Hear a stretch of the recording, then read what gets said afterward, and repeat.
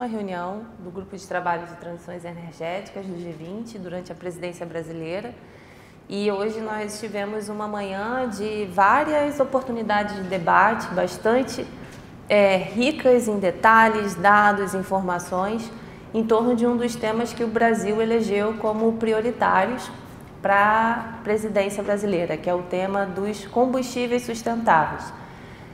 A nossa proposta ao trazer esse tema para a mesa, para discussão com os outros países, é basicamente começar a pensar no que a gente tem chamado de segunda onda da transição energética, né? Como é que a gente faz para pensar em novos combustíveis que vão ser necessários para a transição energética alcançar também os setores de difícil abatimento de emissões, principalmente transporte e indústria. E na nossa leitura, uma série de perspectivas precisam mudar. O Brasil traz aqui para a mesa, junto dos países do G20, um conjunto de proposições que visam justamente promover o desenvolvimento desses novos mercados. E a principal mensagem que a gente traz aqui para esse grupo é que a gente precisa levar em consideração e se importar com o que realmente importa, que é a redução das emissões de carbono dentro desses setores pelo consumo desses combustíveis, né, dos combustíveis. Então, basicamente, o que a gente está construindo, construiu, na verdade, na manhã de hoje, foi uma rodada de debate.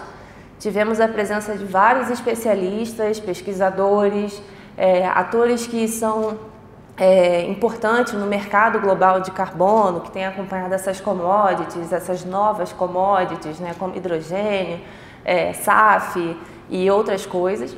E há um consenso muito importante dentro desse grupo de especialistas de que nós não estamos conseguindo induzir as mudanças que são necessárias. Por isso que a gente precisa começar a falar sobre isso. Então, é uma abordagem inovadora dentro do contexto do G20. Pela primeira vez a gente está vendo esse assunto, né, surgir, e o Brasil tem uma série de condições de falar a respeito pela perspectiva do mercado doméstico, de ter aí uma política de longo prazo voltada para os biocombustíveis, que mostra que é um caminho possível de ser feito, desde que os estímulos certos, os incentivos sejam bem colocados, e uma série de políticas e ações de cunho mais regulatório que precisam ocorrer nesse meio tempo para viabilizar tudo isso. E o que a gente deseja fazer hoje, na parte da tarde, é começar o debate com as delegações propriamente, né, a respeito desse assunto, e também avançar em algumas outras frentes desse grupo de trabalho, que o embaixador pode comentar um pouquinho a partir do que a gente tem de planejado para essa reunião. Embaixador, passo por você.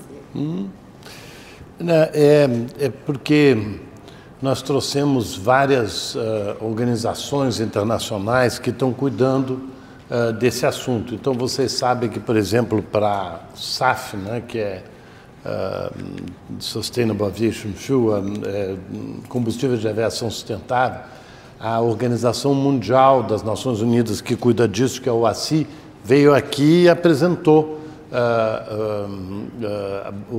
as medidas avançadíssimas que eles tomaram, mas, como disse a Mariana, o problema é que as coisas não estão avançando, tem vários obstáculos, e tem vários obstáculos que todo mundo conhece, como, por exemplo, financiamento, mas tem um obstáculo que nos preocupa muito, que é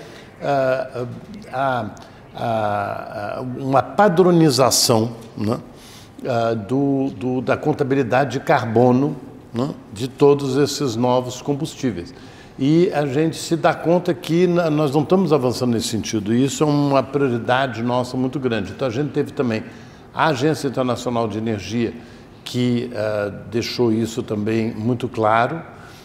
Nós tivemos o pessoal que veio trazer relatos do B20, né, que é o G20 dos negócios, né, do setor privado, do T20, que é o G20 das instituições, como das instituições que a gente chama de think tank, né, mas que são as instituições que estão debatendo os grandes temas, e todas concordaram com a necessidade, né, da gente conseguir isso.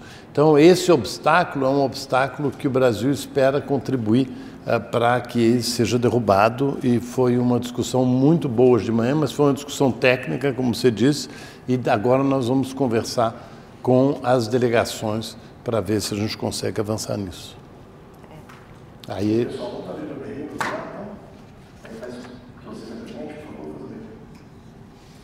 Boa tarde, Cristina Moura do Clima Info. Eu tenho algumas perguntas, mas começando pelo resgate de Belo Horizonte. O que houve de avanço de Belo Horizonte até agora?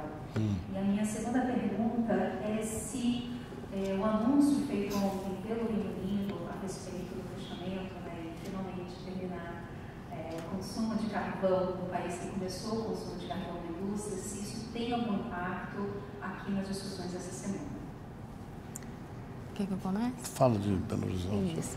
Em Belo Horizonte, nós dividimos essas nossas reuniões presenciais do G20 com temas prioritários, né? E lá em Belo Horizonte, a gente teve um momento mais dedicado para discutir a dimensão social da transição energética e começamos um processo de negociação com os países sobre um dos documentos que a gente espera ter com uma das entregas brasileiras dentro desse grupo de trabalho, que são os princípios para uma transição energética justa e inclusiva.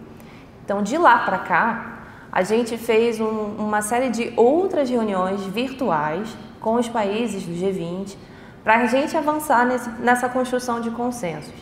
Lá em Belo Horizonte também ficou decidido que nós adotaríamos uma declaração de ministros, dada a relevância das discussões que estavam sendo conduzidas, né, sendo trazidas por nós como presidência, e o interesse da comunidade do G20 em trazer outros temas para serem objetos de consenso. Então, de lá para cá, a gente se reuniu em algumas oportunidades com esse grupo para fazer com que esses avanços acontecessem.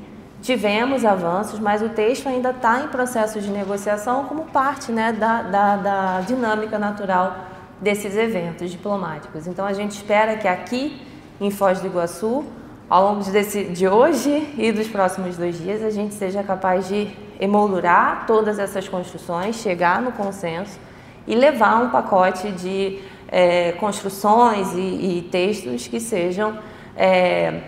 que possam ser lidos pelos ministros de energia do G20 na sexta-feira, que é a ocasião da reunião ministerial.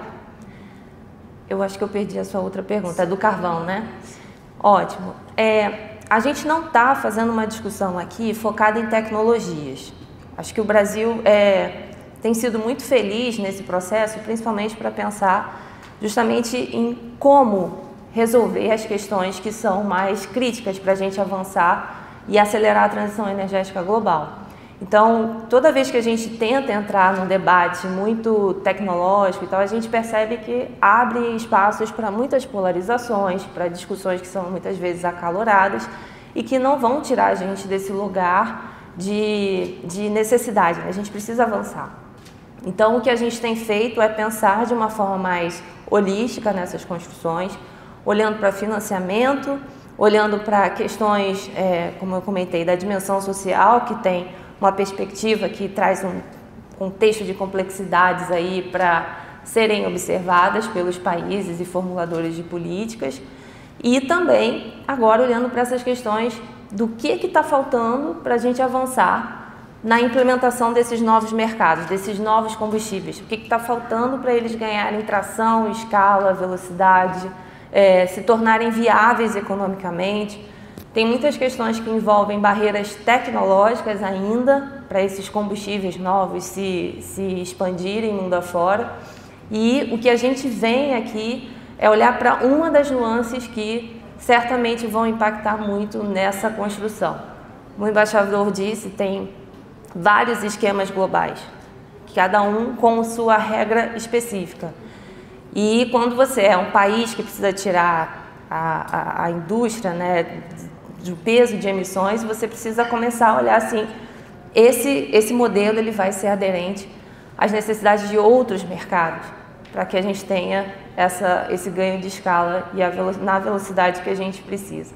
O Reino Unido ter trazido essa construção, né, de conseguir sair do uso de combustíveis fósseis, né, no caso o carvão, é resultado, muito provavelmente, de uma capacidade institucional que o país tem de planejar e fazer essa perspectiva de médio e longo prazo se materializar.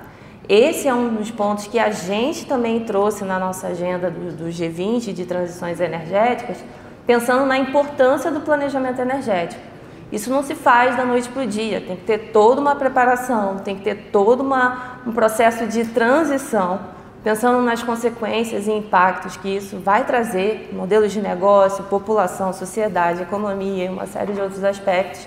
E eu acho que é o melhor exemplo, é um dos principais exemplos de que é possível, mas não é possível fazer se não tivermos instrumentos de planejamento bem colocados e bem postos. Acho que a melhor conexão que a gente pode fazer entre esses dois fatos é essa. E o Brasil está aqui discutindo e vai conversar hoje, na parte da tarde, com os países do G20, sobre uma das proposições que a gente trouxe, que é de criar uma coalizão global para o planejamento energético, justamente pensando que muitos países, principalmente os países em desenvolvimento, não têm essa capacidade institucional, regulatória e por aí vai.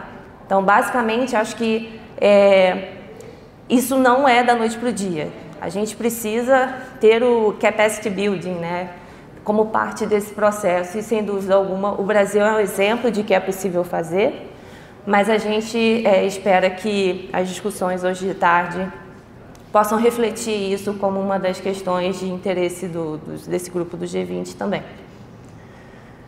Mais alguma pergunta, pessoal? Vocês falaram sobre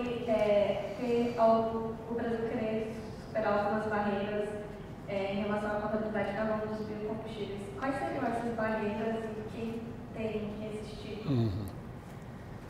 Você quer começar? Não é exatamente barreiras, é que são padrões. Então, você acaba tendo padrões muito variados. Então, por exemplo, quando biocombustível começa com agricultura. Então, a agricultura é completamente diferente no Brasil, onde você tem 2, às vezes 3 safras, você tem um tipo de... os produtos são completamente diferentes, então um padrão de um país não serve necessariamente para o outro. Por isso, nós acreditamos que todo mundo ganharia se a gente tivesse uma padronização. E por que essa questão? Porque, como a Mariana estava dizendo, pela dimensão comercial, quer dizer, se você quer assegurar que você vai ter combustível de aviação sustentável, ele tem que ter um padrão para que o avião, cada vez que ele vai a qualquer lugar do mundo, ele bote uma coisa que tenha o mesmo padrão e que tenha o mesmo padrão de sustentabilidade, porque se um país faz de um jeito ou faz de um outro, você não está reduzindo as emissões como supostamente você está reduzindo por botar esse tipo de combustível. Então, essa discussão está demorando mais do que deveria ter demorado, porque já começou essa discussão há bastante tempo, mas ela realmente deu uma empacada, né? E só reforçando que o Brasil traz essa agenda não olhando só para os biocombustíveis, tá? Inclui hidrogênio, por exemplo. Existem diferentes esquemas. Tem 32 padrões exatamente. De hidrogênio, por exemplo. No mundo. Então, é uma cacofonia. E cada um estabelecendo suas próprias regras dificulta que o país que seja um potencial produtor, como é o caso do Brasil e vários outros da América Latina, no continente africano, tem dificuldade de se adaptar a essas demandas de cada comprador, vamos dizer assim, o off-taker desses produtos. Então, essa é uma mensagem que a gente traz como principal nessa construção.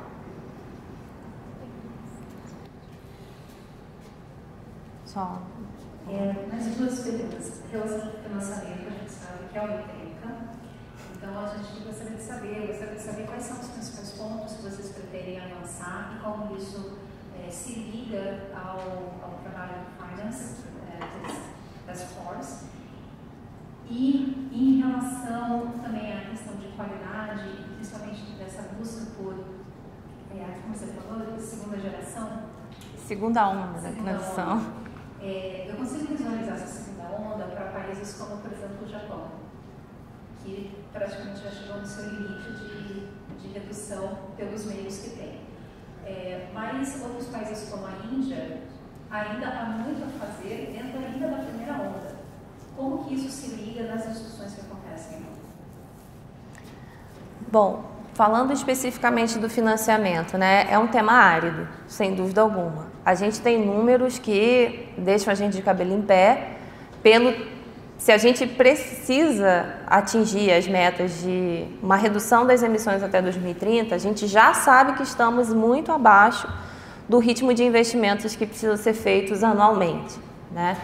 E acho que o gargalo maior e a principal questão que o Brasil tem iluminado nesse debate é de dizer que, embora a velocidade desses investimentos em transição energética estejam aumentando, esse dinheiro não está chegando nos países que mais precisam. Então, quando você olha, por exemplo, para outros países em desenvolvimento, né, o Brasil, felizmente, tem uma estrutura de governança institucional que traz uma segurança muito grande para a gente, que permitiu que a gente avançasse na nossa transição energética.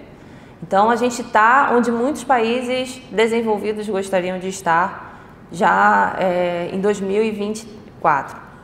O que a gente acha que é importante como presidência é dizer que, do jeito que está, não está funcionando bem.